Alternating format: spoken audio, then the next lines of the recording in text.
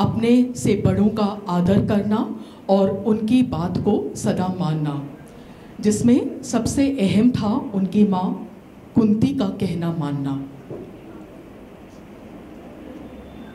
जब पांडव अपने साथ द्रौपदी को लेके आए तो उनकी माँ को ये नहीं पता था कि वो किसी की पत्नी है। उन्होंने यही सोचा कि कुछ लाए हैं और उन्होंने कह दिया कि इसे बांट लो। और जो पांडव हैं उन्होंने बिना कुछ हिचकिचाए ये सोचा कि माँ का आदेश है, इसका पालन ज़रूर होना चाहिए। और इसी के कारण हुआ द्रौपदी का बंटवारा। अगले एपिसोड में हम देखेंगे कि कैसे पांडवों, द्रौपदी और कुंती के बीच में रिश्तों की गरिमा है। तो आइए देखते हैं एपिसोड 2, रिश्तों की गरिमा को ही देख लो।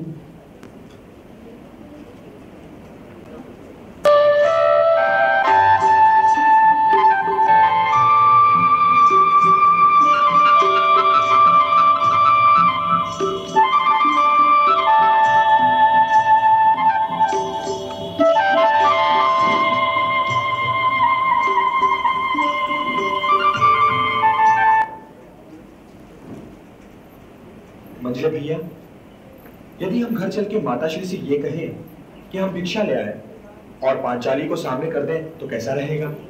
राजकुमारी को भिक्षा कहोगे? परिहास में हानि ही क्या है मंझले भैया? क्यों पांचाली? जैसी आपकी इच्छा।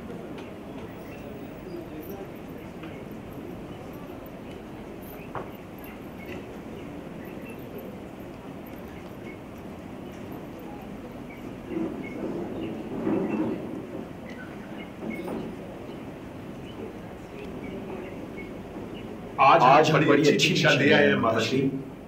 सारे भाई आपस में बांट लो।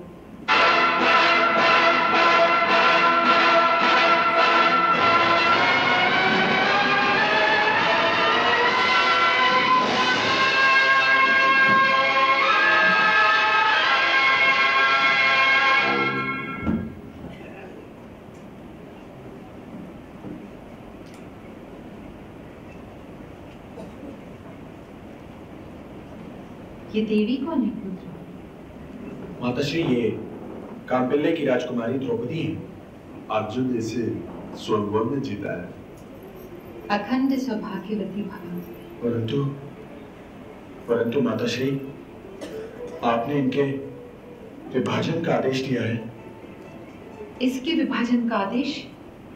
क्या मेरी मति मारी गई है कि मैं पुत्र वधू के विभाजन का आदेश दूंगी? अर्जुन, तुमने तो भिक्षा, तुम दोनों ने द्रौपदी को भिक्षा बताया था, पत्नी को भिक्षा कहा तुमने। मां से झूठ बोले अर्जुन। अब बांटो इसे और बांट कर दिखलाओ मुझे। क्या समस्या है माताश्री?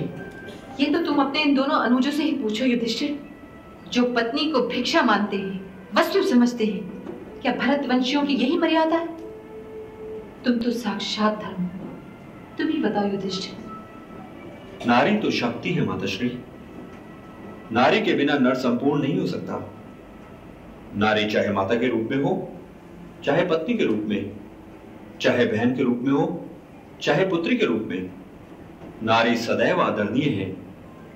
भीम और अर्जुन ने नारी को भिक्षा कहके नारी का अपमान किया है, और माता परम गुरु भी है। उसका कोई भी आदेश अस्वीकारनीय हो ही नहीं सकता। ये आप क्या कह रहे हैं भ्राताश्री? हाँ, माताश्री के मुंह से आज तक कोई अस्वीकारनीय बात नहीं निकली। तो फिर माताश्री के अनजाने में दिए गए इस आदेश में भी कोई ना कोई रहस्य अवश्य होगा। वर्तमान में जो कुछ भी हो रहा है, अतीत में उसका कोई ना कोई अंकुर अवश्य होगा। तो क्या तुम ये कह रहे हो युधिष्ठिर कि द्रौपदी को पांचों भाइयों में बांट दिया जाए? ये मैंने नहीं कहा माताश्री, ये आपने कहा है। ये आपका आदेश है। मैंने तो भिक्षा के लिए कहा था पुत्र। ये आप जाने, परंतु ये सोच लीजिए माताश्री कि भविष्य में जो कुछ भी होना है वो ना आप जानती हैं और ना मैं। हो सकता है कि आपकी जीप पर बैठकर स्वयं काल ने यह निर्णय लिया हो